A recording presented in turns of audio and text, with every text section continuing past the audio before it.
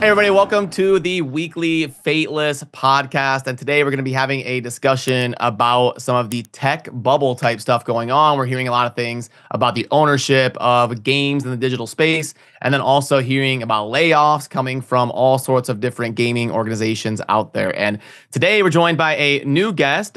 Chiz, would you like to give us the quick breakdown and introduce yourself, please? Hey, yeah, thanks for having me. I really appreciate the opportunity to be here today. I actually used to work in technology. I did software development for mobile and web applications, and I served as a project manager and product owner. And at the same time, I had a little side hustle with a YouTube channel. I've been gaming my whole life. And at some point, I actually made the switch from being a part-time content creator to being a full-time content creator. And I primarily play mobile strategy games. So really appreciate the opportunity to be here. And having worked in tech, I think I can offer some perspective on what it's like in some of these companies that have these big layoffs. Okay, welcome. Great. Yeah, thanks for joining us. Well then, Sham, do you want to kick us off on the direction we're going here first from a business perspective in terms of what's going on right now in the tech industry? Let's keep it simple. I think, we are kind of seeing the potential of like kind of this tech bubble bursting, so like the biggest news a couple days ago, I think, was Microsoft laying off 1,900 Activision Blizzard Xbox employees. And that's like one of many that have been kind of coming through. We've been seeing it. We saw it from Riot, Twitter, earlier in the year, Unity, like a lot of these, either it's companies compressing and then they're going like, all right, let's cut the chaff. Let's cut the, not necessarily the chaff, but let's cut the overlap. It could be. I'm not in those organizations. Elon Musk's perspective is, fire everybody. We could do all the same stuff. With Twitter, yeah. I'm not sure that's the right idea, though. Really, is it? Like, there were problems, But it's working. Because if it's working, I don't know. But advertisement revenue. Hey, dude, seriously, F's in the chat for all the folks that got laid off. That really sucks. It does. Yeah, seriously. And unfortunately, with all of these layoffs, and I see it a lot, and I think it's a very good sentiment, it's never the people who make the decision that suffer the final penalty. It's always the people who are lower down, right? These decisions that strategically go wrong, it always ends up hurting the people who work hard to try and make the product a reality. So that's almost like it's almost like a double gut punch, isn't it? It's like, well, I'm getting laid off, but the people who made the wrong decision, yep, they're still there, Right. Not the case in Blizzard, obviously, because I know a lot of senior leadership have left in Blizzard as well. So Mikey Barra, yeah, and then Mikey Barra leaving, and then we've got the survival gaming actually canceled. So just crazy, but it kind of begs the question. I actually hadn't heard that yet. Blizzard canceled their survival game. It's gone. Yeah. I'm learning this live. Wow, really? But it's not just like Blizzard are doing that. Like Riot, for example, not only did they basically, this is what I'm hearing right now, Riot basically fired pretty much 70% of their LEC staff. They've fired their observers, the script writers, the background stuff. That Monte Cristo was basically saying that their broadcast this weekend for their league, the European League, like it has basically no one. There's no one there. They've basically got rid of all of them, but they've also cancelled, like Riot has cancelled their supposed Twitch rival, like their streaming network, which is massive because obviously a lot of sort of team owners would have been buying into that. Like, oh, this is the new platform, right? It's going to challenge Twitch. That's gone. A lot of Riot Forge gone. So it's like, it's not just staff layout. Yeah, it's not just staff layouts we're seeing here. We're actually seeing these companies go, we've made a huge hedge, a huge bet, and then just kidding. It's not working. It's not a reality that we can go into. It's so weird that Blizzard is cutting their survival game now, given that Palworld just launched and is like, kaboom, it's explosive. Yes. Like, can't we look at that and go, wait a minute? Like, so this genre is popping off right now. There's got to be something. Like, hey, look, a Blizzard skin on that game, like, sure, that'd be fun. Pick which of the Blizzard properties you put that IP on there and like, boom, it'd be really fun to go play. It seems like the safest genre. Like there's no like post live ops balancing or like PvP concerns. You throw out some Steam achievements, and I mean, I don't understand why they can't. You got to remember, a big though, budget thing. There is no Blizzard anymore. Blizzard is gone. It's Microsoft now, and now if you look at it from that lens, you're like, oh, Blizzard. That's what they did. They come in, they go, cool genre. We're going to fix it. We're going to make it perfect. We're going to polish it. Microsoft is like, that's not what we do. We come in, but Microsoft green lights Age of Empires 4, which is going to make 1/100th of the money of a survival game. Like, it doesn't make any sense. I guess I would want to hear you can do it for a budget of like $200K. I mean, Valheim was like a budget of $100K. I don't understand the thought process. It seems like they could 10x their money very easily. This is why Blizzard can never make that game, though, is they always like perfect the game, right? And spend a bunch of time. But what, Pal World, isn't it in like beta still or something? Like, it's not the final form of the game. Like, good enough, launch. And like, it's insanely popular, right? That's why Blizzard, I probably can't pull it off, is they're too busy perfecting it to actually ship the darn thing. Yeah, but that's another completely separate discussion. Is like the whole status of a game is kind of a meme at this point. Like, Valheim is still early access. It's been out for 3 years. So I mean, these game studios, they just go, I think they do that because they can always have that as like a defense. Like, hey, we're early access. Well, we're just in early access. Yeah. I understand there's some bugs, but we're still early access. It's not done yet. It's not done yet. It's right. Best CYA ever. But I think honestly, you almost need to set that expectation with people now, especially for games that are potentially live service games where there's so much pressure to launch early. And we were kind of talking about this a little bit before we hit record. But if you're gonna not have the whole game out yet, and it seems to be there's so much pressure to launch sooner with, as we were talking about now, fewer people working in these organizations, right? You launch with less, call it a beta, right? And boom, it's out there. And I feel like there ought to be some obligation to leave beta state at some point. Like, you're right. Like, it's kind of a joke.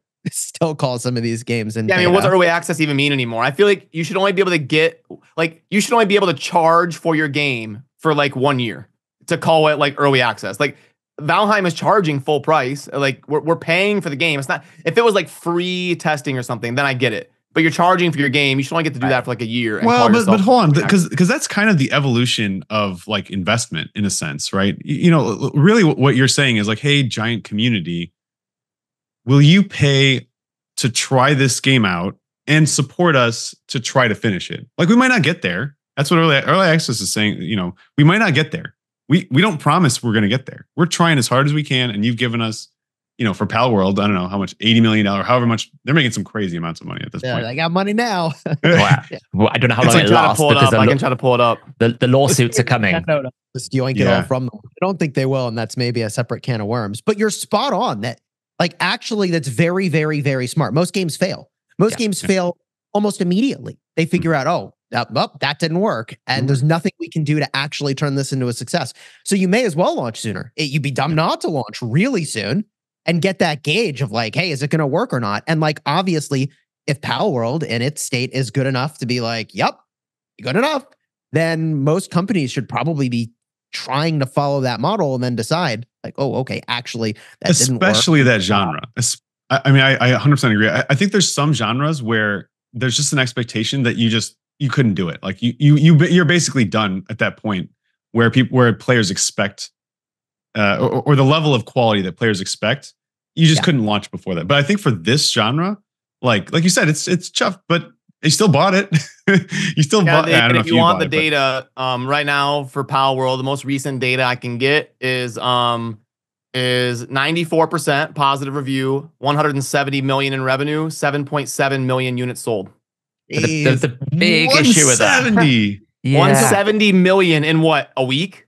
But they are about to get lawsuited up to the hilt because of the Pokemon IP references and the fact that a lot of people are suggesting there's legal issues. Talk to me about this. What do you guys think about this? I mean, this is kind of a big jump. Whatever. We're in the business of gaming podcast here. Yeah. What do you guys think about this? I don't understand what they're trying to say with this. Dude, it's Pokemon are just like bubbly, chibi animals that you've seen a billion times in that are like recycled in every Digimon. Wouldn't that be like Raid suing every Gacha game? I mean, no, because what are they talking about? They're basically saying that you've essentially created a game which is you can go beat up Pokemon. Like, essentially, that's what Power World is. You can go attack and beat up and collect Pokemon. What is Pokemon? Pokemon is just characters. But with they are stats. basically saying it's too tight, too close. You haven't agreed an IP arrangement with Pokemon. So there's two angles. One, they're going to be like, well, you're using our brand in a way that maybe we don't feel comfortable with. And also, they're like, you're making a lot of money off the concept of a Pokemon, we own that right. So we want a slice of the pie, right? And this is where indie developers and smaller developers get away with these things, because it's like Microsoft know if they were to take something like Diablo type game style, for example, a big AAA game, and then go and use references to an IP that they haven't previously agreed, they're going to be in the courts for like 2 years. It's just going to be not worth it. So the process of being able to like make a Pal World game just can't happen in a big conglomerate like Microsoft and Blizzard, because there's just too many people involved. If Nintendo actually does sue them, that's just a big boy trying to smash, like to smash. They already have, I think it's bullshit. I'm sure they already. A couple things. First of all, for those of you who somehow don't know about Pal World, this is basically like Pokemon with guns, but also it's a survival game. So there's this like whole other element to it that's like differentiates it. But you're begging the question of, would the game be popular still if the artwork was not quite as close to Pokemon as it is? Because Correct. People are putting pictures side by side and they're like, these look awfully similar. And in some cases, it's like, okay, well, Pokemon Company, like they don't own the likeness of a butterfly. So like when you make a Pokemon that looks like a butterfly and Pal World has something that looks like a butterfly, they don't own the right to make a thing that looks like a butterfly, right? Just anime stylized. That's all Pokemon is. Anime stylized animals. That, like, I can summarize it, Pokemon, in those words. Anime stylized animals. That's it. But you catch them. How do you own that? Get out of here. But this, you train them. Yeah, this is where IP conversations becomes very interesting, because it's now a debate of a legal argument is, have you taken inspiration from the Pokemon, or have you straight up copied the Pokemon in entirety? So, for example, if I've got a yellow monster walking around which looks like Pikachu, is that just an inspiration of Pikachu, or have you actually just given like a Tommy gun to Pikachu and make him go shoot What about things? Digimon? How is Digimon not getting sued by Pokemon? Literally, Digimon. Because they're literally saying the monster part at the same monster. Right, but I would imagine at some point they probably had a legal agreement that basically figured out what the line was. And you see it a lot, like it's not just exclusively to the tech industry. You see it a lot at the moment in the music industry.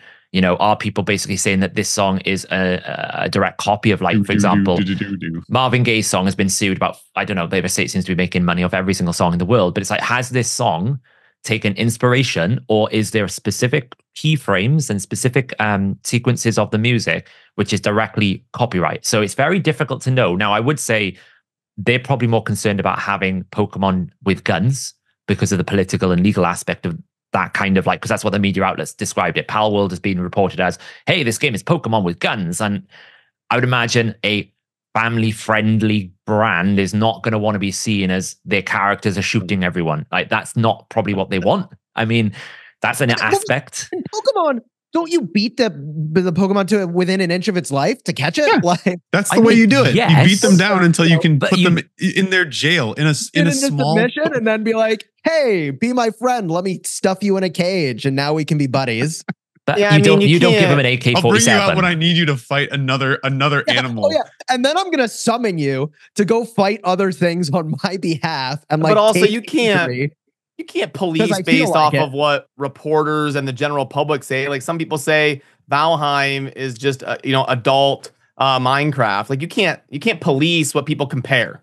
Like, right, but you can absolutely do a bit of a like for like. There's Reddit posts and everything where it's like, hey, this is the Pal World character and this is the Pokemon, and it's like there's not enough originality. You can take inspiration, but if it's like the same facial structure, the same archetype, the same, like we do it a lot, right? For example, if we went in our game that we're developing, if we went and basically found a dwarf which happened to have very thick thighs and happened to have a very big mallet and also happened to one-shot Hydra heads, everyone will be saying, oh, wow, you just made Trunder, right? So there's like, we could absolutely make dwarves. Nobody has the license of a dwarf because that's going to cover lots of different games and genres and brands. But what you can't do is go and make Thorin Oakenshield in a game and then say that's my character. They don't have a leg to stand on. If I'm honest, like look at Batman. How many times have you or what's that show called? I'm blanking on it. But there's so many copies. Batman's a perfect example. Let's go back to that.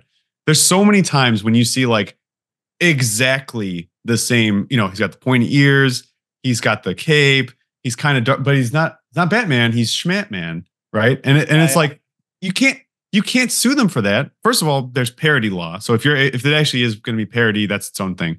But if we're talking about like, it is different. Like they went out of their, they didn't make Pikachu.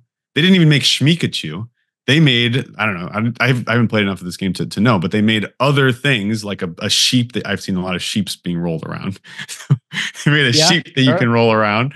Like they have no legs to stand on. This is just purely a move to get like, this is a media move in my mind from Nintendo. Like there's no way they're going to win that in court. And the only place that they possibly could win is in the court of public opinion, where people are like, well, that is BS that they stole this. And I don't think they're going to win there either. Personally, that's my take. I think they do have some validity. It just depends on how much they want to do it, right? It's always a case of, do they want to be seen as a brand that when someone gets some luck, or like an indie developer, I don't know how big the development studio is, but I don't think they're not like, it's not like it's a Microsoft, right? I think if they see a company like that doing well, do they want to be like the public perception of, oh, well, we're going to go and stamp on them and use our corporate legal power? So it depends whether or not they feel, if anything, what will happen, there'll be a behind the scenes agreement. Like their execs will get in front of the other execs and go, hey, look, probably if we wanted to, we could take you to courts and we could probably make this a bit of a scene, or you can just give us like 5% or something and just say, be done with it behind the doors. They're really if I was the power devs, I'd be like, whatever, sure, here you go, buddy. Their other notable thing was Craftopia, from like Pocket Pair Studio or whatever they have, and Craftopia made 10 million in revenue over its whole life, and now they have Craftopia. What is this? Hold on, Craftopia. Yep. Craftopia. I said Cracktopia. I never played it, but it's like a adventure, farming simulator type game. Like, build your base or whatever, do random stuff. But that game made 10 million. Now they have Pal Worlds out for a week, and it's probably gonna make 200. So yeah, they 20x'd their whole studio's like revenue budget in 1 week. Now, what I would say, sorry, go on. Go on, Chaz. I was going to sort of change topics and tie everything together, which is, okay, so if tech companies and game studios are having layoffs, how many people did it take to make Pal World? Oh, and like, it's a good question. I don't know. It's a small studio, right? How is it you take a small group of people and make something like truly outstanding? Like, for example, I know only a little bit of the lore behind like Hearthstone, which like, didn't that start as like 5 people and they called it like Team 5 and they were the inside squad getting it done or whatever, right? Yep. So it is possible to take a small group of people and get big things done. And Elon Musk is out there somewhere clapping, going, "Yep, that's right." But like, I don't know. I'm just thinking, how can you replicate the success of that? And like, what lessons can we learn from what they've done? Yeah. Well, okay, so if I'm making a game, like, these are things I would be thinking about. It's because you can't throw money at game. And like, you can get away with it probably to some extent. Well, I mean, Path of Exile was like 10 people. I think Valheim was like 6 people. But the thing is, these are like massive outliers. You have to have a very, very unique set of people with really good vision, really good passion, really good drive. It's not a problem you can just throw money at. Like, we see all these studios like Amazon, they just want to throw money at making New World. Like, here's $500 million, give me a hit. You can't do that because you have to have a certain amount of vision and passion to bring it to life. And you see this with some of the newer Blizzard type stuff. They're not like the old school Diablo RPG grinders. They're just people who went to college and got a job in game design. And you're exactly right, because limits breed creativity, right? So like, when you give someone limitless funds, and you're just like, yeah, make whatever you want. Well, you're not going to get creative with any. You're going to, the industry standard is, this many polys, and this is what characters look like, and this is what you're going to be caught up in the details of like spending your money, right? And I think like this idea of these small teams being able to create something amazing is because you're like a scared animal backed into a corner. Like, you have no other options than to innovate, than to be creative and interesting, and that's what people latch onto. The key into that, though, I think they have a secret. These wild hits, these wild successes, they know something about the world that the rest of us haven't figured out. And they know something about the core game loop that needs to exist in the world that does not exist yet. Yeah. Each of them did, right? Like, Pal World, they had their slant on like, so there's survival games and you like I've played Ark, like you tame dinosaurs and it's like all in there. But like, what if we make it more like whimsical and like fun and like, so they had their unique slant on like the combination of things. Like Hearthstone had their unique slant on the combination of things. Like I think the games that hit a breakout and are surprising with a small team know something the rest of the world has not figured out yet. It's the Steve Jobs effect. I always call it the Steve Jobs effect. It's not like we didn't have mobile phones before we had the iPhone. It's not like there weren't tablets in the world before we had the iPad. Yet most people now go, oh, have you got an iPhone? It's like what he was able to do as a visionary is go take what it is and make it what I want. And that's a very valuable, that's kind of like the concept of a visionary, where they take something that exists already. There was plenty of tablets in the world. Like there was plenty of PCs in the world. Windows was around for ages before the Apple Mac came out. But what he did was take the concept and go, I know something that nobody else knows. And they can sit there and they can ridicule me that this is a stupid idea, that I can spend all this money. They can kick me out of the company. They can bring me back. But ultimately, I knew something. This is what Steve Jobs is basically going, is when he was doing all these things, is I know something about the industry and what people want and what it has to do. It has to say hello. It has to have this color font. It has to look like this. I don't care if it's the most arbitrary, stupid thing. Like a developer would go, well, yeah, I mean, core functionality works. Why does it have to look pretty? It's like, no, it has to do that. And that is what sells the item. Exactly like this. Yeah, and that's how it works. And then you kind of like translate it to what he then followed on and said, it's like, well, the main fundamental problem is when these companies and when these, when Blizzard first started, when it made World of Warcraft for the first time and different things like that, it's like the people that are making the product, those are the people that know what they need to make, right? The ground, they're the decision makers. And when they generate that product, it goes off to get sold and people try to market it, and all you've got executives and everything come in, and then people get promoted up.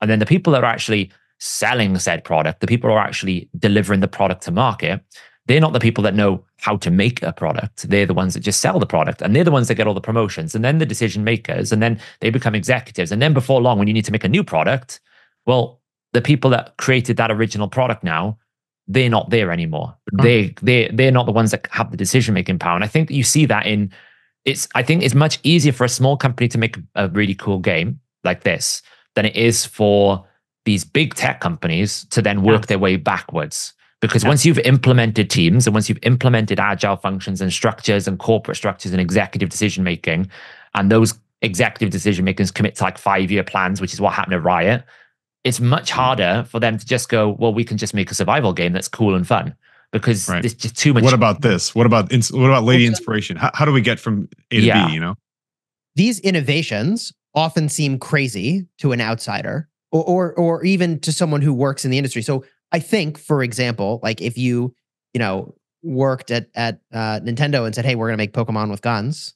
Right? Yeah. Like what? No, you're fired. We don't do that. It's not here. That is not good. Understand how this works. There's no guns, right? Like, right. But at the same time, like they could have made that game. They were literally sitting on the IP and the whole 9 yards, and they could have been like, this game is for adults or whatever, right? And like made so much money, and players would have loved it. By the way, people are enjoying Pal World. Like it's not just a money-making thing. In fact, Pal World charges very little for their game compared to what you pay for a game these days. So like, I think that some of the ideas that are actually these huge leaps forward would seem crazy to people who work in the places that would actually otherwise be best positioned to deliver them, which is why also Blizzard is going to struggle to create like new concepts or any entrenched studio. And like, not to rail on Diablo 4 a little bit, but like, oh God, here we are with like one of the most beloved, IPs around. And what happened with Diablo 4? People are upset, right? And I played the hell out of Diablo 3 and 2 and the original Diablo. By the way, I'm old, but like even Diablo 3, I had to think about it and go, oh, actually, wait a minute. When that game launched, it kind of sucked too. It had an auction house. We had so much controversy. Not actually a game. It was an auction house simulator where sometimes you also played a game. And I quit and I forgot. Like later I came back and sunk in thousands of hours into that game after that was removed. And so it's just weird to think about how like these big companies, which you think would be well positioned to best execute and deliver like really insane innovations in new games, actually really struggle to do so. And I bet you it's because, like we were talking about, like there's a bunch of people that work there that like, hey, it's a lot safer if we don't do some crazy new thing. And that's the point I wanted to get into is they get so bloated, they start to get scared of offending people. And then there's also a massive difference between building something and maintaining it. So if you have somebody who's a multimillionaire, they're going to be investing way different than as someone who's 25 years old. They're getting into the stock market. They've got $2,000 and they're trying to blow up. Like they're going to be way more aggressive, way more innovative. That person that's sitting on $100 million nest egg, they're going to be like, okay, how do I not lose this? How do I just play it safe? And I think that's the difference between like a Valheim studio or a Pal World studio compared to Blizzard. Yeah. I think as well as an ideology aspect here that's very important. As a company gets bigger, they get into this sense that in order for them to continue to be the big thing, the most important company, they need to set out almost like an ideological position that makes them different from every other company in the world. Like, so for example, Riot's 5-year plan that's kind of gone down the toilet. It was like, we're going to become a multi-game, multi-platform. We're going to be everywhere. We're going to be in your living room. And we're going to basically break the meta. And we're going to have this Riot Forge. We're going to work with indie developers and all these great ideological things that they're going to be. But actually, it's like, well, that's just not who you are. And for example, New World in Amazon, there was an ideological approach that they wanted to generate a brand new game engine, Lumberyard. And that's really what the main fundamental problem with New World is they were so stuck up in the executive thing that they absolutely had to have this Lumberyard, even though the developers are like saying, look, we could just use Unreal Engine, or we can just use like Crysis, or the different engines out there. Why do we have to use this? Why do we have to basically devote 6 to 12 months and work on trying to make this Lumberyard when no one else is using it and deal with all the problems of not having a pre-existing engine because you want to be ideologically different from them? And I think with like Diablo 4's example, they were like, no, we need to make an open world action RPG. It's got to be open world, and it's got to have clans, and we got to tap into that multiplayer experience. It's like they almost like forced the development team to go down that route, and then the development team were like, "This is not really want to work." They changed the developer leadership, and then they changed the developer leadership again, and now the guys that are there, like Joe, the two Joes, and Adam Jackson, and the developers that we see a lot, they're left with fundamental flaws in the core product based on the ideological principles that they wanted an open world multiplayer action RPG, rather than just sticking to what made Diablo 3 very good, which is that dungeon progression, gear hunting, and what ARPGs people really want, which is good itemization. The fundamental flaw with Diablo 4, terrible itemization. It's like the whole point of the game is to find this amazing legendary, and they've arbitrarily made it down to go do Duriel 500 times. And they've kind of like they've got such a bad base level that it's going to take them probably until the expansion just to get it out of this problem, get it back into a state of action RPGs. And to bring it back to kind of what we were talking about, like, I mean, I think a big part of hopefully what's happening with these, right, to shine like a better light on all these layoffs, a lot of what I'm hearing from them is basically like, we're refocusing. Yeah. Like, so if you look at what they're saying with Blizzard, well, and some of this may be true, some of this maybe not. I don't know the ins and outs of their companies, but it's like, okay, well, yeah, with Riot, we're going to be in your living room, we're going to do a million different things. Okay, but how do you do a million different things well? And the answer is you don't, right? It doesn't matter how big you get, unless you have like someone who's a genius at operations, right? Who can really break down, okay, this is a tiny team that does this, and they are not affected by a million other things, right? If you could isolate in that way, at scale, then maybe you could kind of like replicate what you're talking about, what these other indie developers are doing, right? If you're Blizzard, okay, we could do this survival thing, which it sounds like it must have been a fully new IP, I guess, or we've got a bunch of IPs. We could do some really cool stuff with those IPs. Yeah. We would love to see that. Like, and I think they probably hear that. I would play that, right? Play that. Sure. Pick any of their properties, like Diablo, StarCraft, Warcraft. Like, I don't care, man. I'm playing it. Yeah, for sure. Yeah. I think with the Riot one specifically, their 5-year plan that their previous CEO, Nicholas Laurent, put together, there's also like fundamental flaws with it, because they were like, well, staff must return to the office. And if they're not going to return to the office, well, we'll let you go and we'll bring people that are going to return to the office. Yeah. You're hiring people in San Francisco and California. It's like literally the most expensive area. You know, these staff, you're talking 300K, some of them are on relocation costs. So your staff overheads before you even get started on a project is probably like 10 times the size of any of these indie developers who can probably work and deliver that product for, you know, a quarter of the salary overheads. And I think they basically hedged. And this is the problem with COVID. I think a lot of them thought the new reality post-COVID is going to be this like tech-filled world where we sit there and we watch League of Legends online and the LEC streams. We play World of Warcraft nonstop, and we're constantly on our phone and on Zoom calls and everything else. And what you realized is people realized that actually that's okay for like a year, but afterwards we want to touch grass and go outside. And now all these investors, because we had high inflation, the economy had a downturn, advertisement took a hit and everything else, they're going, well, I've got to cut my costs somewhere. You know, FaZe Clan, for example, went public, huge amounts of things, massive, like the first games brand that's going, now look at them. They're like a penny stock. They've got 0.1. And it's been like, you know, Snoop Dogg's pulled out. And this is the problem. I think a lot of these initial hedge your bets were based in a reality that was just never going to come to pass. And now you've got all this staff overhead, which, you know, it's not the staff's fault, but you gave them huge salaries and you just physically can't, like, it's almost like you're trying to drive the Titanic with the iceberg already in the side of the ship and you're trying to keep it afloat. It's just not going to work. So I don't necessarily think what Riot have done is wrong. I think what they've done is they've refocused themselves back to their core products, which is Valorant, TFT, and League of Legends. And they've clearly, Riot Forge wasn't making any money. It was a good concept. It's probably great for the indie developers, but it's not made any money. So I will say yes, and every company still needs to innovate, though, including game dev studios, right? Like you can have your properties that are your staple that players come back to and they love, but they don't last forever. Not really. Other than, I guess, World of Warcraft, and like even that has like diminished dramatically from. I mean, dude, like my mom played World of Warcraft. You know what I mean? Like, like 20 years now, right? Right? Yeah. Like you could have a conversation with a stranger about World of Warcraft, right? In its heyday. And so what I'm getting at is like even these big companies need to within them have some small group that has ideas for what is this actual secret we know about a core game loop that no one else has figured out, and they got to be shipping stuff. That's how Hearthstone came to fruition, and like the studios that stop innovating will die eventually. Right. So Riot's got to innovate at some point. Like all these studios have to innovate or someone else is going to pal world them. Yeah. And you see that in Riot, for example, like they innovated into Arcane.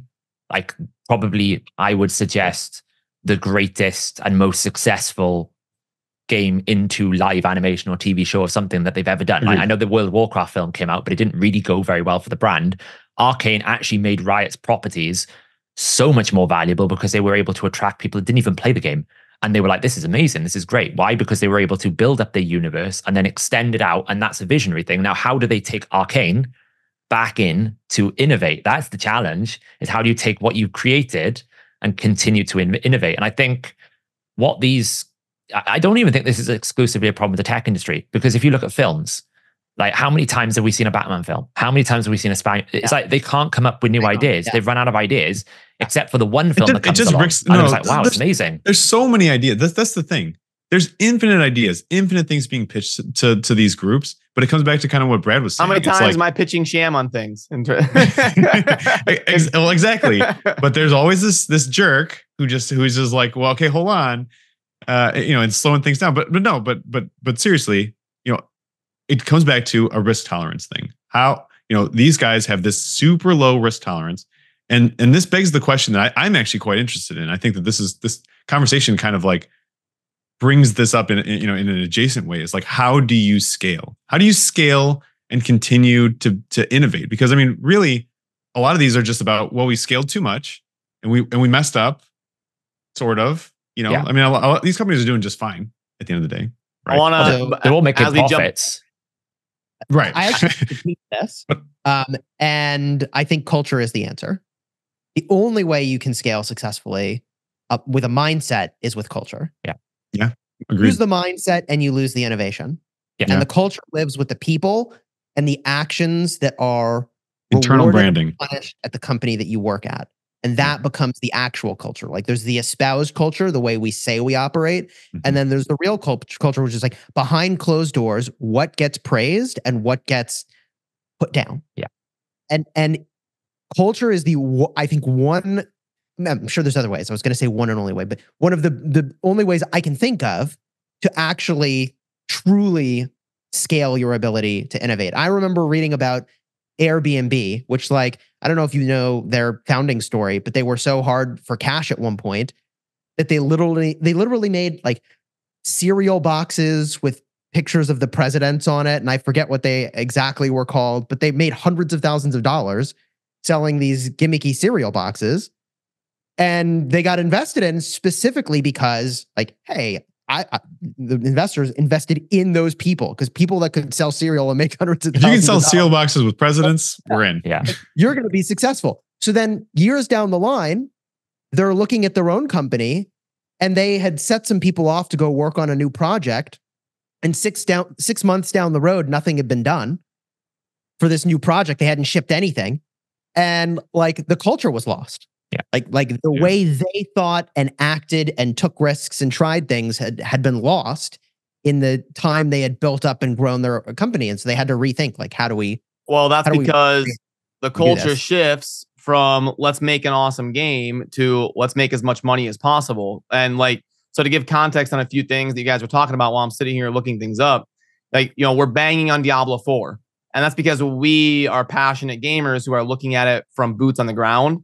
But think about Blizzard's executives looking at it from 50,000 feet at a macro perspective. Diablo 4 is going to make like $2 billion. Huge success. One of the most successful it's one of the most successful games in Blizzard history. Okay. So we're sitting here banging on it. The gaming market, like you said, what's actually rewarded? You know, what is the gaming culture? What gamers are rewarding is what Blizzard did with Diablo 4. I mean, call it what you want to call it. It's the most successful game in Blizzard history.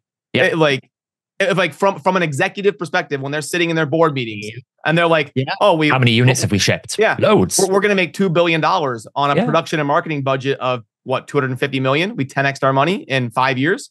Yeah. Same thing with Diablo Immortal. Everyone shit on Diablo Immortal. Wow. Just fine. It's just because of China. But I mean, the one thing I on that topic specifically, I saw a Reddit post, basically someone having this in Diablo 4, because the new season's just come out and Diablo 4 Season 3 looks to be a bit of a not so good based on Season 2. And they were literally going, well, Path of Exile is like so really good. And everyone's saying, yeah, but look at the numbers. Path of Exile is a successful game. And going on what you were saying, Chiz, about like the culture. How many people go to the Path of Exile con and it's like the CEO, they're all like enamored by him, right? He's like, he lives the game, he breathes the game. And like when you go to World of Warcraft, they brought back Chris Metzen, right? And instantly the tone of players, World of Warcraft saved. Mr. Warcraft is back, you know? And it's because they know that he's going to instill the culture of what it means to be that game product. What was World of Warcraft? What was this game? And I think what Brad's saying is correct. It's like, well, Blizzard and the people in running Blizzard are like, well, hang on now. Let's put this on a macro level, back to the exact numbers. Path of Exile might make a couple of 100 million a month. We sold like 100 million copies of Diablo 4 in day one. Well, that's like, you know what, however the math works out, it was like $60 times a million. It's like $600 million in one day or whatever the numbers are. Path of Exile does not make a couple $100 million a month. Path of Exile does not. No, what I meant is an example. Probably. About $50 million a year. We're talking about $50 million a year. What I meant is an example of like Diablo 4 is going to make $2 billion. What I was trying to say is the Path of Exile is successful, but nowhere near the number of unit sales and the volumes and the player base and like. And as with all things, like we say this in Raid, like yes, there's a percentage of that watch the YouTube and the Reddit Discord in Raid Shadow Legends, but you go to the mobile gaming industry. Like that's not even probably half the amount of players that they have that they're probably attracting within in-game purchases and everything else. And when you actually reverse engineer the numbers, Raid's doing just as much income as it's ever done before. So, and to go back to Chiz's point about like this culture, and like I think what we are frustrated about when we see some of these companies is that their external culture, right? Their external brand, they're like, oh, we do this and that. Doesn't reflect what they do internally, right? Their internal, there's no fusion there. It's not the same, right?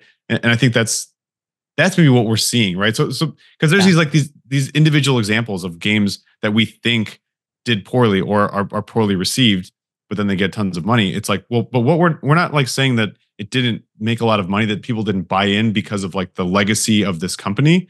We're saying that it was a failure from the perspective of what we believe they stand for as a company, as a game company developing cool games, you know? Yeah, the people that make the games have completely lost touch with the realities of playing the games. Right. And that is where, as a player, it starts to be insanely frustrating, right? It's like you love the game, you want to continue to play the game and sink time into the game, whatever that may be, right? Like we've all had one of those, at least one. Yeah. And at some point, it's just driving you nuts where it's like, what are the developers doing here? Like, why are they making these choices that are so potentially like infuriating for the sort of direction of the game? What should be driving us nuts is that it works. It works for them. That's what should be driving us nuts. Like, we're on a grassroots passionate level. Blizzard's like, what do you mean? We made $2 billion. Like, we don't care. Yeah, we don't care. Go ahead. Yeah, I mean, and this is the argument that we have a lot of the time when you see people like going, "Well, you're going to stop spending money on this game." It's like, well, you actually need to, because the only way that these game studios, like, they're driven by their analytics and the way that the business performs. If the business is not performing, which is, I suppose, a little bit what happened with Riot, right? Riot did this. They really, if you compare this season's launch at Cinematic compared to last season, so good. Like they literally, they got flamed so hard. They got absolutely annihilated last season. They basically said, you've given up on League of Legends. The game is dead. We might as well stop playing it, blah, blah, blah, blah, blah. And literally this year, you can see now they've completely course corrected and say, no, we need to refocus back on what the players want, because the players reacted in such a way that it drove them to make a change. But if you're going to sit there and say, well, okay, well, Diablo 4 Season 3 is terrible, but then still play 200 million hours of it, well, you still play they're going to go, well, it was good enough for you to play it a long period of time. So you got to basically show them in not just monetary values, but actual activity values that you're not willing to commit to their product. Otherwise, like, it's basically, everyone going, this new superhero film is terrible, but then it makes 700 million in the box office because everyone goes and watches it because it's the new big superhero film. It's like, you can't have it both ways. Isn't this tragic, though? Like, in order to improve the thing that you want to be improved, you have to stop engaging with it. Yeah. Even though you might like it, you just want it to be better. Do you see what I mean? To let it grow, you have to let it go. That sucks, though, right? It does suck. Especially, I mean, hey, look, like, I play a lot of mobile games now, right? And these games are designed that you can't skip a beat. Like, you lose so much value, especially if you're a spender. If you're like skipping certain things, right? And then you fall behind all the other people that you're in the race with for things.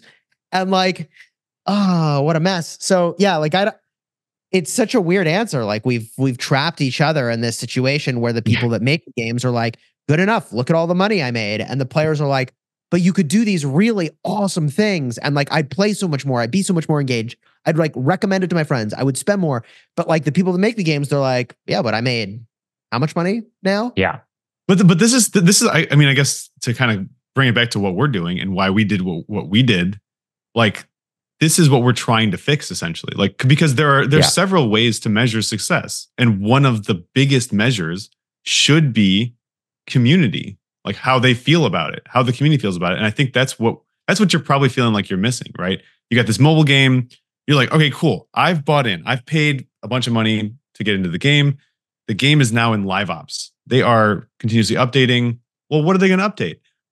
They should be listening to what the community wants. These champions suck. These aren't this content isn't fun. We want more of this, and obviously not everything, but they should be doing that. But what they're really doing is kind of what you were talking about, Saf, which is they're going, all right, let's not listen to that. We need to measure, see what people are clicking on, see what people are doing. So, but we're like kind of animals of instinct. So some things we're like, I just really want this, even though I don't agree with what they're doing. I'm gonna do it, right?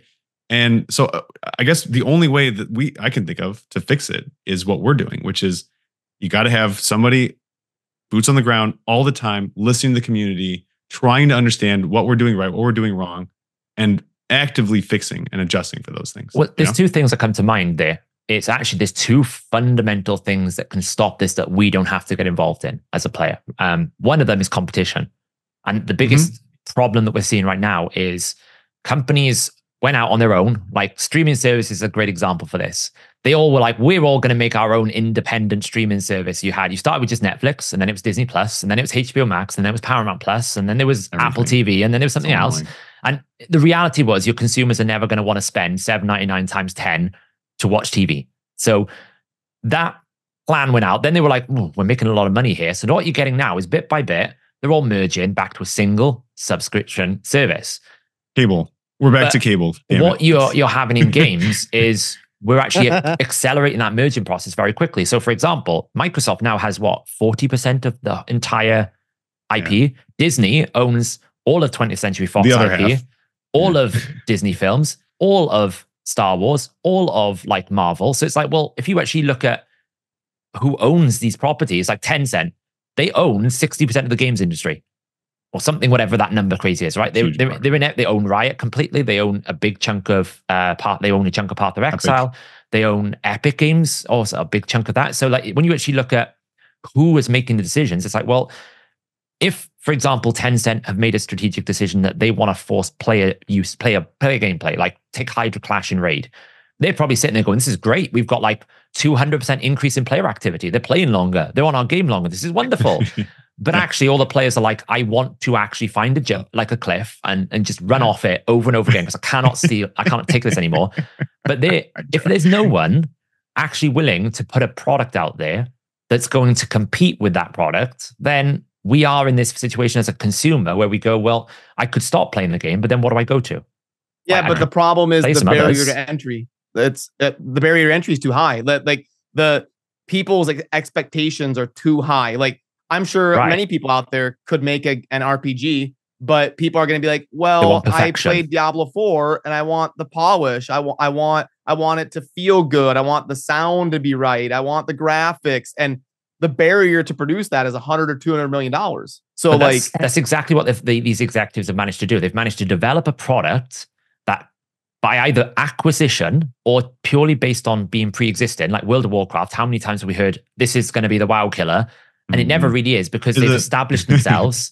And that means that we are, as consumers, biased to go, well, it's this or nothing, so I might as well stick around and just accept the reality. And then Pal World comes along and you realize you don't need any of that budget or any of those things to make a game that can conquer. True. But how long is it going to last? So, great question. Also a good question, though, is, does it matter? Yes. So if people leave Pal World at the end of their time and think, that was great, I'd play another game that, the folks that made that game made. They have so much money to make another thing. But then when you think about FIFA Ultimate Team, as an executive, they go, well, we can release a FIFA game every year, which is Pal World, and that will sell 100 million. But we'll make 100 million in a week because people will buy packs. So actually, I want the live ops version. I don't want the one-hit wonder. I want the product that's going to keep making me 100 million by basically, I might add a few champions, or maybe I'll create a new card. Like there's probably about 1,200 Ronaldos in FIFA Ultimate Team. I'm like, why do you want another one? Well, people keep buying it. So it's like, well, low effort, high investment.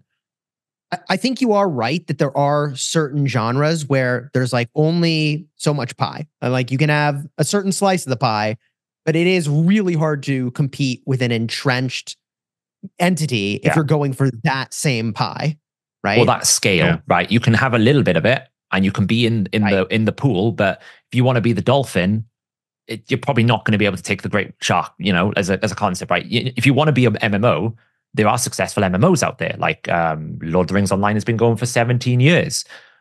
It's lived alongside World of Warcraft. Is it anywhere near the scale of World of Warcraft? No. Will it ever be? No. But is that okay? Possibly. Well, I think that's the point. I think that what I guess you guys are kind of touching on here is this kind of like need for competition. There has to be competition. And the only way for these titans to be kind of knocked over, realistically, is not for people to be just doing the same things. It's for them to innovate, right? It's for them to be creative and come in.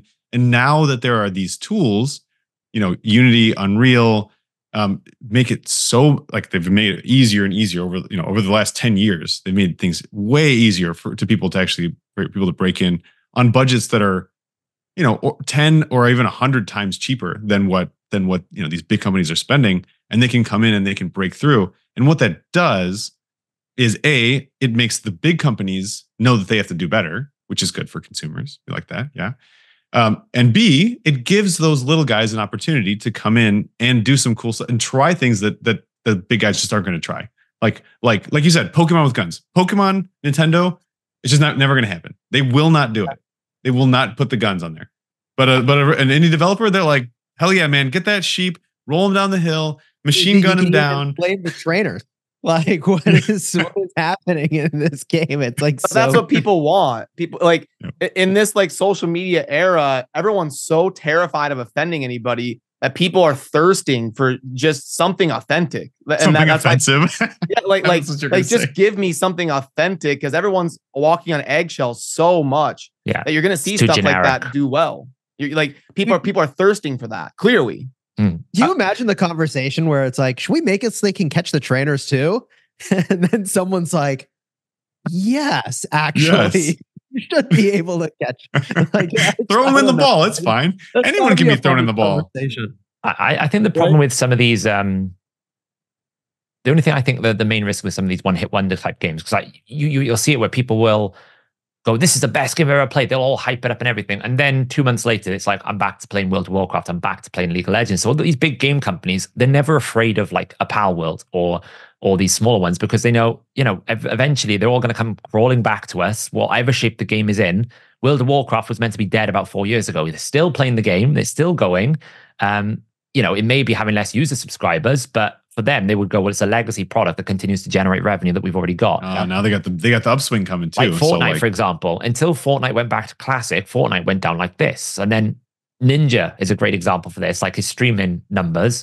When Fortnite Classic came out, everyone's like, oh, we're back to 2019. It's like we're throwback and everything. And now it's gone back to, well, it's cool, but we're going back to playing another game more. So people will be like Pal World will have huge numbers. Like when New World came out, it's the best MMO, and then it went down. And then Diablo 4 came out, huge player numbers, and then the player base. And I think what ends up happening is your long-standing games, like things like League of Legends, things like World of Warcraft, things of like Raid Shadow Legends, who are basically the pinnacle, the entrenched, the base of, or the first, the innovator of that genre. Because let's face it, Raid Shadow Legends innovated mobile gaming for the hero collector.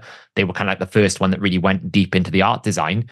World of Warcraft is the one that made MMOs an MMO. Like, it wasn't the first MMO. Star Wars Galaxies was out before and everything else. And you had Albion Online and other things. Arcade. But it's the one that marketed it. It's the one that made the almost like the crazy fan base, the commitment that I now have to that like thing. Like, I remember playing Lord of the Rings 13 years ago or 10 years ago. I still remember those moments, and that biases is in my brain. So as much as I will sit here and I'll play other games, I'm always going to return back to that. And that's what I think the executives have. They have this power. They can go, well, we can make an average product. They have nostalgia, but you got to remember, it's just fashion. This is, at this point, games, because of these tools I just talked about, the commoditization of games is more, it's possible now, right? So like, if you looked at fashion, it's the same thing, right? In fashion, there's people that for a long time, only a couple of people could really make clothes because it was really hard to do and it was complex. And then someone found a way to make it more efficient. And then so everybody wore, the brown shirts. But now it's like, anyone can come in and they can innovate, or they can have their slice of the pie. But there's still going to be the top of the food chain of these companies that have found a way to, machinify everything. So to make this into like, okay, I can just keep producing the same types of things in waves. Yeah, I've got a process. I've just got like bell bottoms are in, now they're out. Bell bottoms are in, now they're out. And they just keep repeating and doing the same things. That's what we see with movies. That's what we're now more seeing with games. And I think it's what, and this is another topic. It's consumerism in general. What AI is going to do for us. Yeah, it's consumerism in general, because everything that we have now, we're almost like the globalization aspect of the world, paired with almost like the centralization of global stock markets against like the big powerhouses of like the American economy, the Chinese economy, and the European economy. Those three big powerhouses, if one of them fails, it's all like they're all working in like this PAL kind of handshake world. And I think that the globalization, the consumerism of it means that the people that consume these products, we're almost like we're walking down the path they want us to walk down, and there's no other there's no offshoots anymore. And that's especially worsened when we combine these big corporate conglomerations into single people. I mean, there's talks now that Paramount Plus is going to merge with HBO Max or something, and then you'll have basically one major platform that it's like you come to us, or you don't have anything. There's no options. And I think the games industry is a bit like that. We do have like mobile games that come up and down, but we always just end up in the situation where it's like, well, this one game has got us hooked, or this one game, there's no matter what we can do. It's like you've got the concept of FOMO that you were talking about, but also the concept of things like, well, I've invested so much time and effort and energy into it that I don't want to sacrifice that now to move on because they've hooked me that way. So it's I don't think it's necessarily exclusively on the game sector. And I think the people being laid off are the result of those tech industries going, oh, we're losing a lot of money here, we're staffing, and we're losing on our plans. The bubble's not quite going. So how do we realign to get back to that same principle of how do we low risk, high maximum yields and stuff like that? Well, the people that go first is the staff, right? What can we cut first is the overhead. So I guess, that's kind of like what the world we live in right now, and what we have to do, I guess, as consumers is, and specifically at Fateless, like one of the reasons why we made this game studio is we felt we can do both. We can make a good product that makes a lot of money, but also makes people enjoy the game. That sticks to the core principles of what we want in mobile game, which is to have a fair and fun game. That's all we really, and we think we can innovate as well. So I mean, that's kind of like where we're just at. Love innovating. That's one of those things where I think that, at least for me personally, I think if I ever felt like we were in this like, oh, we're going to be stagnant, and we want to try to do like the unnamed Fateless game 2 and 3 and 4 and 5 and 6, I'd be like, guys, we gotta get back to the basics, right? We're here because we love innovating, we love doing cool stuff, we love thinking in novel ways and bringing cool things together. I don't really want to just keep printing the same thing over and over and over again. That's me. So I don't work at Fateless, but I'm interested in this game as well. And I imagine you can't answer this question yet, but I'm very curious to learn what secret you guys have. What is the innovation that you're making? The thing that no one else has figured out in the genre. And I assume you can't talk about that, but I imagine you guys are also now like, oh, okay. He's like keyed into that, but can you talk about that yet? Or I can no? I can address it in a way that we can actually talk about. Okay. Yeah. Let's hear. One of the differences, crying right now. He's like, the leaks are coming. Edit this out. Edit it out. Red's off script. One of the core functions of us founding Fateless, well, not me personally, but of Fateless being founded, was to do better, like Saf said, with community relations. Like we're playing poker with the people that are in our Discord server and hanging out in voice chat and having fun. And that, like, you don't see Blizzard doing that. You don't see the top people at Blizzard coming into Discord to play poker with Diablo 4 players. Like, you just don't see that. So what we're trying to bring is be a more accessible, community-focused studio. Are we going to be able to do that for 25 years? Maybe not. I don't know. But the goal is to try and do that the best we can in terms of innovation. Yeah, I think you are spot on that a lot of the folks that are making these games don't understand how important community is. Yeah. Which is weird to say out loud, because as a player of a game, I don't know that I necessarily would have said, oh, community is the most important thing, because I wouldn't have come up with that word to describe what was happening.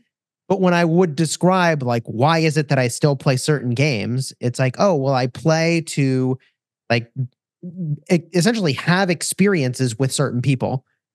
So community, right? Yeah, it's actually what that is. It's like actually about the group of people you're playing with, almost as much or more than the game sometimes. And so the extent to which a game actually encourages or discourages, like, the growth and continued existence of those communities, it's pretty major, man. And I think a lot of these gaming companies don't, or lose sight of the fact that matters a lot. Well, essentially, the way that we look at this is you don't raid in WoW with a bot, right? That's kind of like a fundamental thing that where we're at and where we're positioning.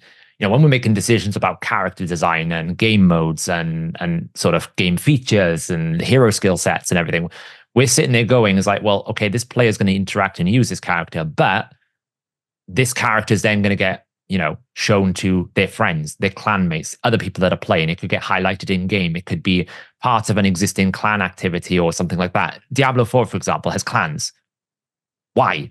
It didn't do anything, and it's almost like they can acknowledge that communities are important, but we want to invest in those communities, and we want to basically make sure that the core loop in the gameplay activities always has some aspect of community fun, and it's for the player, not just for a mechanism to sell a product or a mechanism to unlock this thing. Like, yes, there's going to be aspects of every game that has monetization, money, game loops, and you can't create a game that's just exclusively, oh, this is like what the player wants. Like, you're going to have aspects that the player doesn't want to do because grinding is a thing. Like, we don't always want to grind Mythic Plus dungeons in WoW, or we don't always want to sit here and go through farming the endless thing or repeating the raids, but we have fun because we do it with community. We like the results. I mean, I literally, I was on stream last night for 10 hours doing campaign in raid nonstop, over and over again for Hero Path. And I had 500 people sitting there. We're all having a laugh.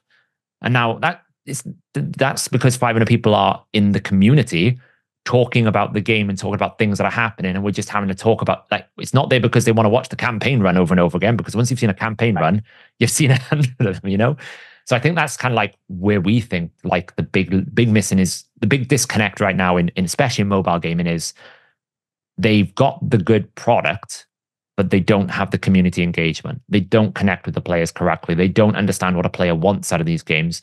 And if we can produce a product, hopefully, that players really enjoy, that's a good quality product, but also taps into those needs, because that's it's social gaming. Right? It's a mobile game. You use your mobile device to connect to the mobile world. And that's the whole concept of these things. It's socialized.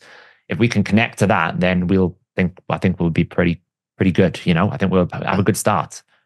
I mean, I'm sure you guys have thought about this and can't reveal yet the sort of ways in which community within the game works together. But something I think about a lot, I play city building war games where you've got kingdoms of potentially 1,000 people all trying to work together or kill each other depending on the day, right? And what systems in the game encourage players to truly form community, and not just this is a system in the game, it's called an alliance, we sit in an alliance, but what makes you actually feel a bond to those other people that and that's the part that we can't really talk about. Can't speak to it. But again, I guess we can generally speak to it.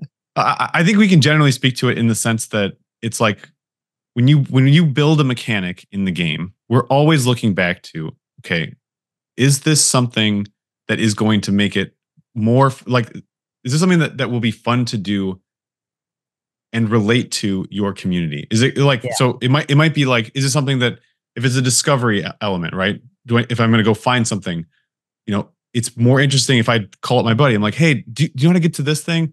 Or I check out a content creator. Oh, he's got a guide on how to do this and that, right? Again, I can't go too specific, but is it discovery? Is it about how you do battle? Is there ways that we can connect players and make it so that they're having fun in battle with their friends, not just in this endless vacuum of on your own and then hoping to connect with people because you want to sit and watch them play. Yeah. Those are the core things that we're doing. So I guess we can't speak to the very specifics, but it's how we raised the money for the company. It was always community first. It was always from, we reached out to the community and we said, hey, we want to do this. We're going to do this. And the community came back and they were like, we want to support you. And so now it's our brand is all about community first, building games that are great for a community that are built on community. Right. Yeah, that's awesome. And extending beyond. That's our secret sauce. And I think we also we want to make sure that we extend to wherever the community wants to exist as well. Can we figure out ways that we can connect people in Discord places and different things like that, right? We've had various different thoughts and crazy ideas about how we can make sure that communities aren't just existing within the game, but have long-standing connections outside, because I think that's very important. When we went to TwitchCon, I sat into one of the developer meetings. And they basically were showcasing this concept where people in their Twitch chat could play this game. I think it was a parking game. The old games used to play where you had to try and maneuver and park your car. Oh, parallel park. Yeah, like you had like the different things, and what the viewers could actually do was almost like vote in polls within their Twitch chat and like put obstacles in the way and influence the actual experience that the creator had in the game, and that's how you build a good product, because that's how you troll creators. but then you build a community, because like you create interaction with your chat. So for Twitch, that's great because they get more interaction. But what they're looking at is how can you take the game in its product and embed the community within it so that the community feels like they're part of the experience. And if we can get even like 10% of that experience, I think that's going to be much better than any, mobile game that's currently out there on the market, because most of the social aspects of a mobile game is there to encourage the monetization, where it's like, hey, look, this person summoned this champion. Now I need to feel like I got to go and summon it myself, right?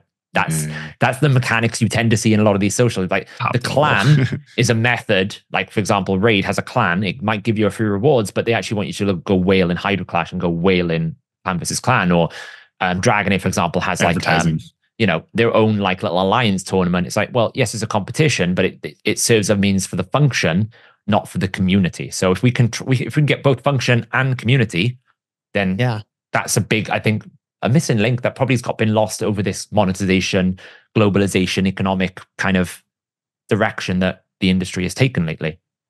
Yeah, I think you are right that like there's really like all these different game modes where you can inject community, like and all these different levels depending on what we're talking about. And like some of it is, I think, a part of the reason you see like alliance versus alliance situations in so many games. I've played so many of them. Yeah. Yes. In a large number of them, there's an option to just spend to score the most points, which like ruins the community. A lot of developers figured out that you can encourage communities to like behave a certain way as a part of like being a part of that community. But like, I think as it's cool that as you think about all the different game modes and like I assume, X number of players versus Y number of players, was like 1v1 or 1v many or many v many or all these different things, right? As you think about community, I think that's really awesome. That you're looking for like, so how do we make that a better community experience? Yeah, that's the guiding light, and I feel like that's probably a good spot to kind of like wind us down. Maybe does anyone have any final thoughts kind of on this concept of all the layoffs? I mean, this is we've gotten back to the Fateless, but from the perspective of scaling and layoffs and things that are happening in the industry and the bubble, maybe anyone, if you guys have any final thoughts on it, let's do it. Chess, you want to kick us off? Yeah, go ahead. Yeah, sure. Well, I mean, so we kind of went full circle where it's like, hey, these companies are laying off a whole bunch of folks, but then point to Pal World and point out that a very small number of people can execute something very exceptional in terms of a thing that people are really enjoying. So for me, the question I sort of leave this conversation with is like, what are the things that make those small teams super successful? And we talked about some of those ideas, but I'm very interested for folks' thoughts in the comments as to like what makes a small team really deliver something beyond what anyone could have imagined and that the entrenched companies are all missing out on. Man, I'm very curious for folks' reactions to that and what their thoughts are. So I'll be looking at the comments. Nice. Yeah. Agreed. My closing thoughts would be I'm really not surprised. I've been saying for years that eventually there's going to be a content bubble as well, because with like the pandemic and everybody wanting to work from home, one of the first things people gravitate towards is I want to make content. I want to do TikTok. I want to do Instagram. I want to do YouTube. And we saw the like viewers available per creator just plummet because there was a massive influx of people creating content. And I think that bubble is going to burst very soon. And we're seeing it in tech would be kind of my closing thought. Yeah, I think, and I would say that's actually 100% reflected in Twitch's layoffs, because I think they saw loads of people come in during the pandemic and they had to scale their costs for all these new creators, but then the creators couldn't actually grow into a profitable entity for them. And now they're like, well, we've got all these services, we have to run them because we've committed to give into them and we can't afford them. So we've got to, like that, they left the South Korea market. They left an entire market because they couldn't afford to do it. So yeah, I guess, we're still not through this. We're still not through the worst of this. I think there's more to come. Twitch has done 3 rounds of layoffs. Riot has done 1 round. This is Blizzard's first round since Microsoft. So I don't think we're going to see the end of these layoffs just yet. I think we've probably got another 6 months before the market stabilizes. And also we're very subjective to the inflation world, right? Is inflation going to keep coming down? Because that will affect investor confidence and the business world. Because a lot of these tech companies are now subject to investors and shareholders. And I think that is, I know Riot tried to come out and say, look, this is not about money, but some aspect of it must have been, some aspect must have been, these things aren't making money. These things are making money. We don't need to be spending money on these people, right? They're not going to be making these decisions purely on strategy. There will be a monetary aspect. So I think as they get pressure from people like, it's not just like shareholders, it's governments. When they start cracking down on things like things that are allowed in games, and especially in China, who are very much more restrictive, I think we'll start seeing probably another 6 to 12 months before we end this sort of bubble loop bursting. And then we'll see where we are. So fortunately, here at Fateless, we're all right. We're doing okay.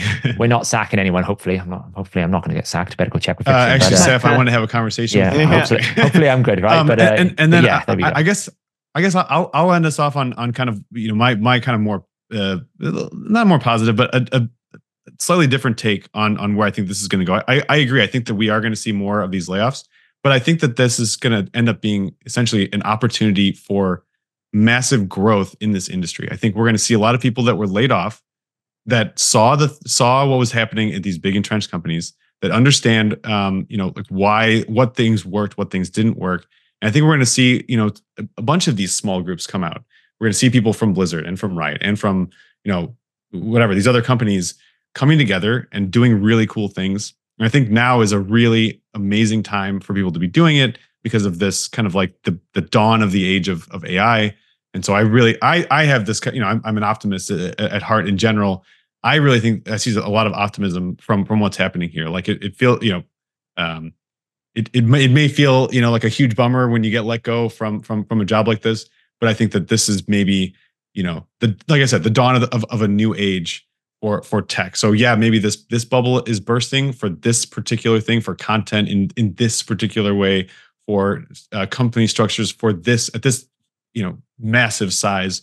But I do think that we're going to see a lot of things. Hopefully, more companies coming out like us, where it's a bunch of really passionate people that have amazing ideas, that have that have seen the perspective from the inside, I guess, and are now trying to do something different and understanding what people want and what the future is, and have that kind of Steve Jobs vision. I'm not saying that we're Steve Jobs, but you know what I mean. Have this new vision for something.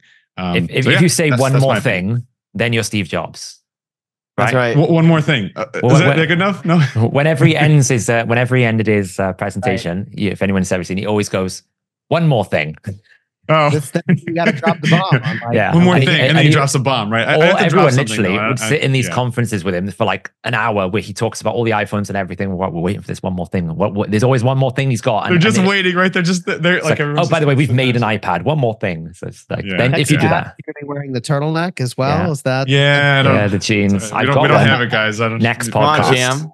Okay, it's not me. It's not me anyway, man. It's Simon and Dan, and the rest of the crew. Like is the innovators. Vision here, the innovators here. Well, thanks so much for having me on the cast, guys. I really appreciate the opportunity. This was really fun.